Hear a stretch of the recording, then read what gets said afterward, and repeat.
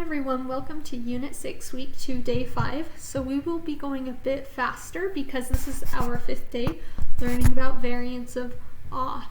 So first of all, we're going to start with phonemic awareness.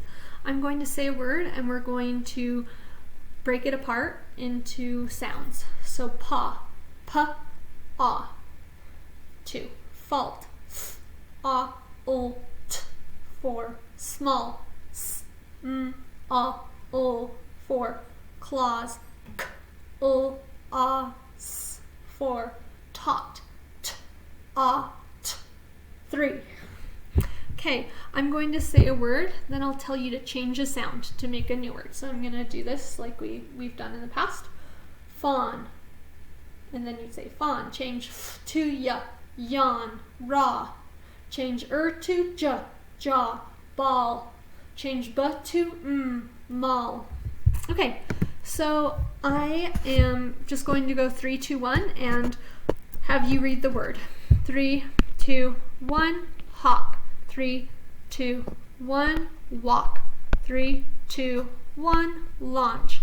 3, 2, 1, small. 3, 2, 1, daughter. Okay, yawn. Change the y to d, dawn. Change the d to der, drawn. Get rid of the draw. Change the der to raw. Change the to saw. Add a s to the end of the word, so sauce. Change the s at the end to ult, so salt. Change the s to h, halt. Change the ult to ol, haul. Change the h to what, wall. Change the what to mall. Okay, I'm going to give you 3 seconds. 3, 2, 1, call. 3, 2, 1, sauce. 3, 2, 1, talk. 3, 2, 1, yawn. 3, 2, 1, haul. 3, 2, 1, ball. 3, 2, 1, bald.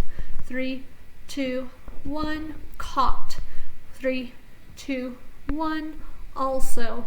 3, 2, 1, haunt. 3, 2, 1, drawing. 3, 2, 1, awful. 3, 2, 1, because. 3, 2, 1, oatmeal. 3, 2, 1, daughter.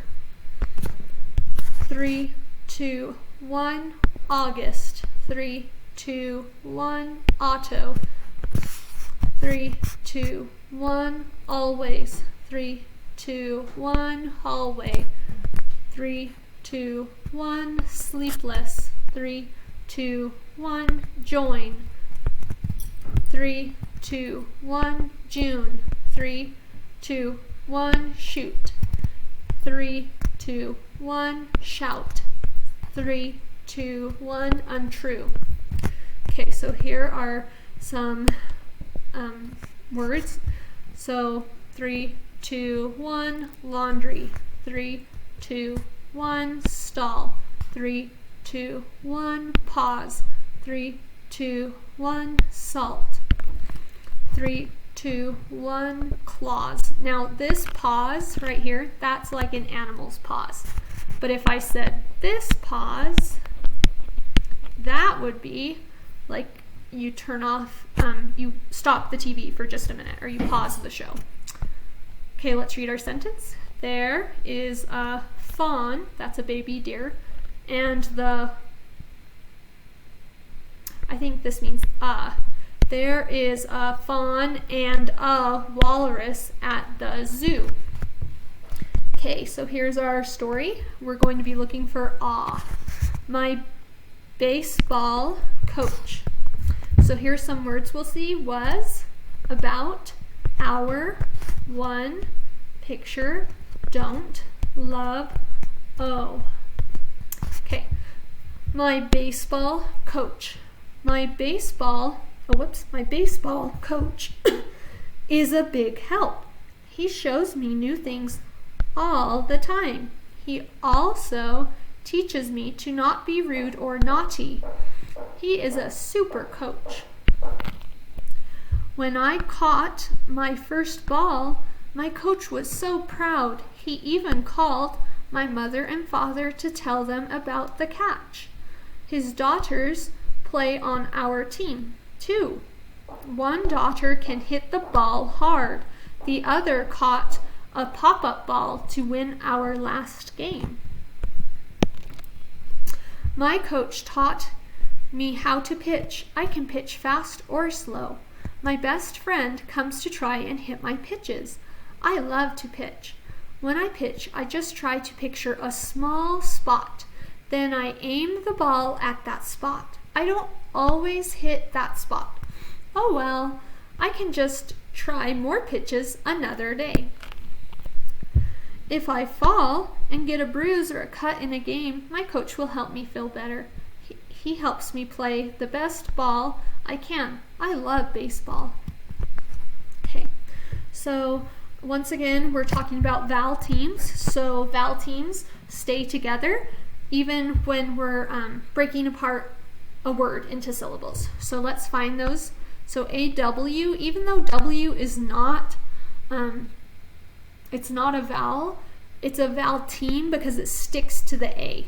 So we wouldn't say awful, we'd say awful. Okay, so let's quickly find the other vowel teams and then we'll break them apart. So this word is laundry, so AU are vowel teams. Because, AU are vowel teams. Drawing, once again, AW are vowel teams. And August, AU. Okay, now I'm going to use another color and we're going to break it apart. So awful, awful. We're going to break it right there so the AW stick together. Laundry, laundry. Once again, my AU stay together. Once again, my vowel team stays together. Because.